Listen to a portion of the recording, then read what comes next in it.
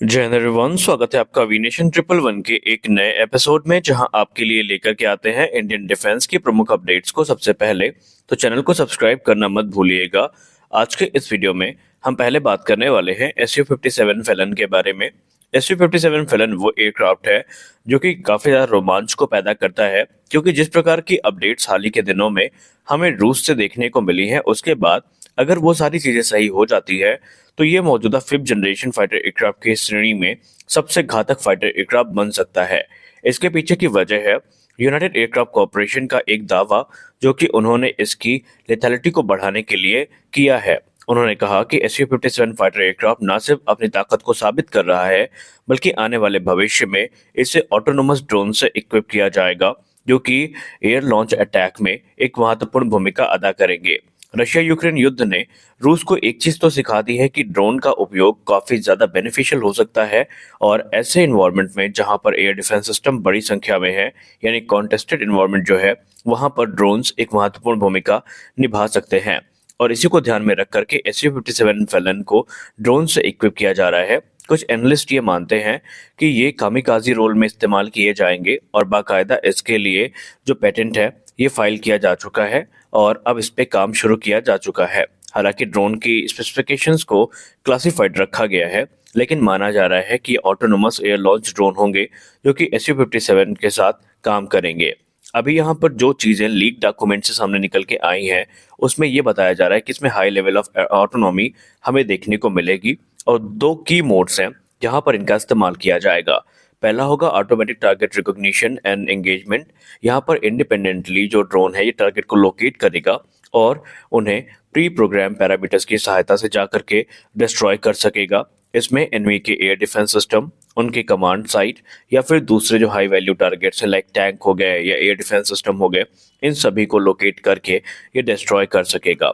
दूसरा इसका जो प्राइमरी रोल होने वाला है वो होगा इंफॉर्मेशन गैदरिंग का। कहने का मतलब ये है कि रिकॉन मिशन में इसका इस्तेमाल किया जा सकता है, जहां पर SU-57 फेलन का जो पायलट है वो ड्रोन को लॉन्च करेगा, और ड्रोन एक स्पेसिफिक डिस्टेंस में जाकर के एरिया को स्कैन करेंगे, और वहां पर कौन कौन से एनिमी के इक्विपमेंट्स हैं इसकी पूरी जानकारी SU-57 फेलन के पायलट तक पहुंचाएंगे, ताकि डिसीजन मेकिंग में उन्हें मदद मिल सके। तो यहाँ पर कुल मिलाकर के रूस का ये जो कदम है ये काफी ज्यादा महत्वपूर्ण माना जा रहा है। रिपोर्ट्स में ये भी बताया जा रहा है कि ये जो ड्रोन होंगे इनमें मॉड्यूलर वॉरहेड का इस्तेमाल किया जाएगा, यानी कि अलग अलग प्रकार के जो हाई एक्सप्लोजिव वॉरहेड्स हैं वो इस्तेमाल किए जा सकेंगे रोल के हिसाब से, ताकि मिशन को इफेक्टिवली पूरा किया जा सके। तो अगर ये सारी चीजें सही हो जाती है तो निस्संदेह SU-57 फेलन की लेथैलिटी कई गुना ज्यादा बढ़ जाएगी।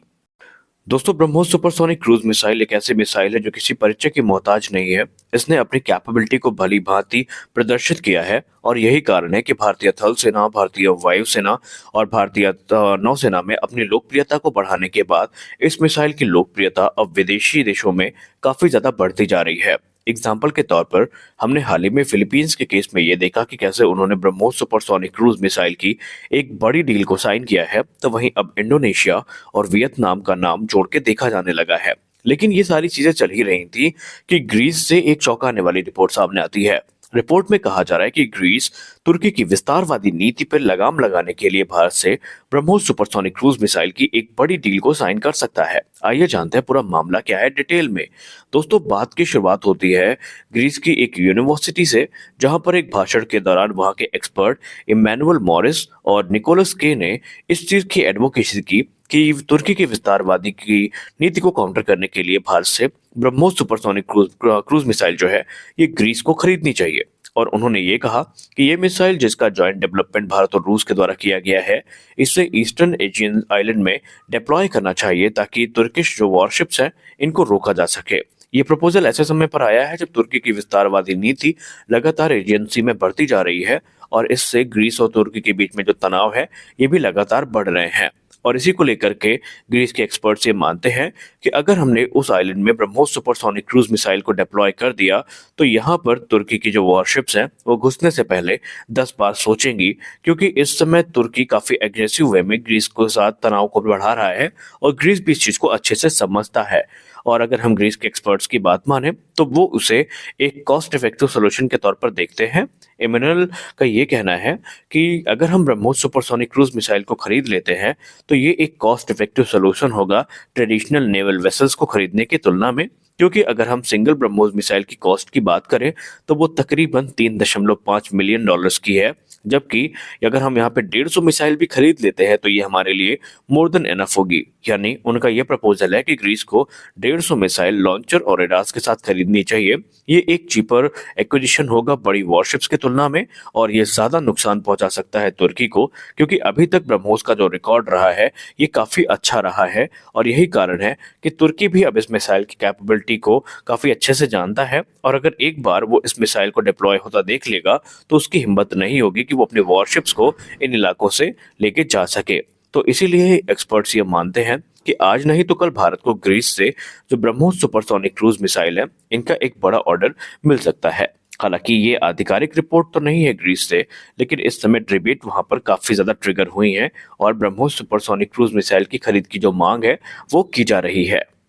हमारी अगली बड़ी अपडेट भारतीय वायुसेना की मिड एयर रिफ्यूलर एयरक्राफ्ट की रिक्वायरमेंट को लेकर के आ रही है। दोस्तों, हम सब पहले ही डिस्कस कर चुके हैं कि कैसे भारतीय वायुसेना को इस समय सिर्फ फाइटर जेट्स की ही जरूरत नहीं है, बल्कि जो फोर्स मल्टीप्लायर्स हैं इनकी भी बड़ी संख्या में जरूरत पड़ने वाली है।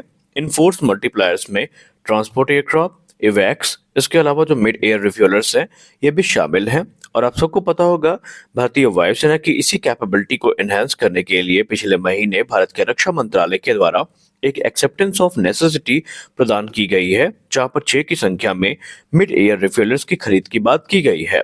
इस समय भारतीय वायुसेना की बात की जाए तो ये 6 की संख्या में रशियन मेड IL-78MD एरियल रिफ्यूलर्स का इस्तेमाल करते हैं, जो कि फाइटर एयरक्राफ्ट को मिड एयर रिफ्यूलिंग प्रदान करने की जिम्मेदारी का निर्वहन कर रहे हैं। लेकिन ये जो IL-78 की फ्लीट है ये लगातार सर्विसबिलिटी इश्यूज से परेशान है, और इस समय इंडियन एयरफोर्स की रिक्वायरमेंट को ये पूरा करने में उतना अच्छा सक्षम नहीं है।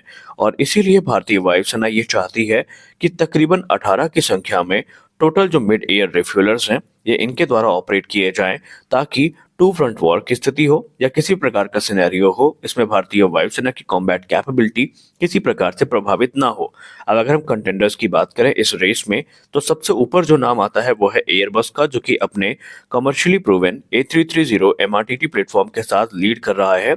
दूसरा होगा हिंदुस्तान एरोनॉटिक्स लिमिटेड और इजरायल एरोस्पेस इंडस्ट्रीज की पार्टनरशिप में कन्वर्ट किया जाने वाला बोइंग 737 एयरक्राफ्ट, जिसे एरियल रिफ्यूलर में कन्वर्ट किया जा सकता है, और ये काम HAL और इजरायल एरोस्पेस इंडस्ट्रीज की पार्टनरशिप में पूरा किया जाएगा।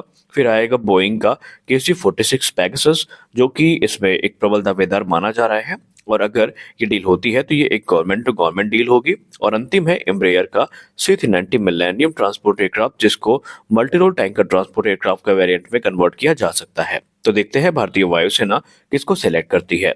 तो आज के इस वीडियो में बस इतना ही, मिलते हैं अगले वीडियो में कुछ और अपडेट्स के साथ, तब तक के लिए जय हिंद।